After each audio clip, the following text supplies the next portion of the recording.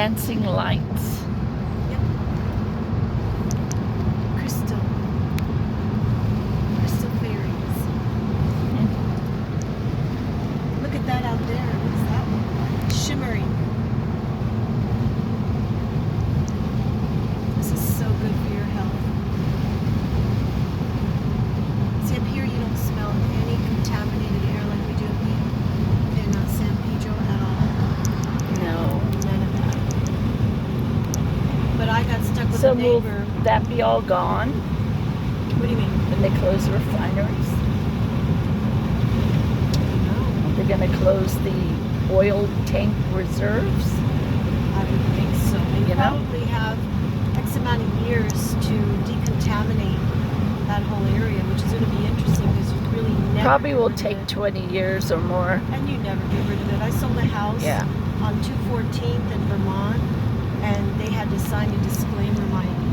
I didn't have the buyers, I had the sellers.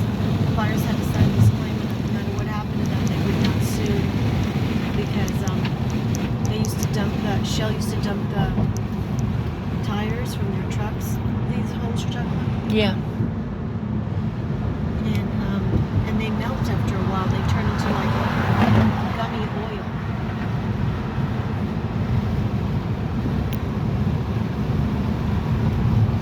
And they grind them up and they color them and they put them in children's playground, which Yes.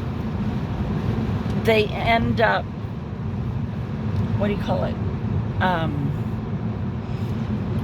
Decomposing and going into the air, and the kids are breathing them. I used to and- think it was such a great idea until But it's people not, started to yeah. talk about the consequences of if they're barefoot. They're literally it's just so much contamination everywhere. That's the problem. So much. In 1971, I worked for a doctor in the afternoon after school. I was to learn to be like a back office secretary. And I remember he came to me one day and he's like, I heard that you're taking vitamins. And I said, yeah, and Mrs. Gooch has gave me some vitamins to try. And he goes, that is such a farce.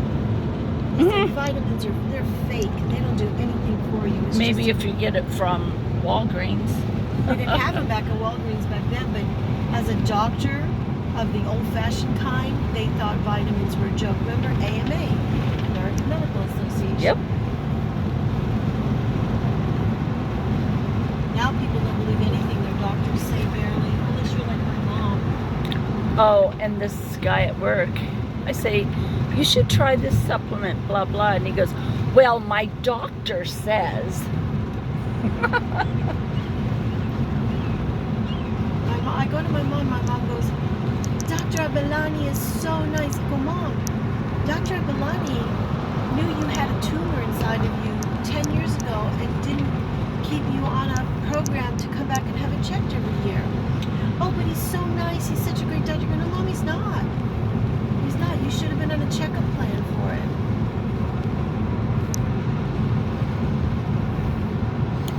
Palos Verdes Estates. That's where I lived for a little while.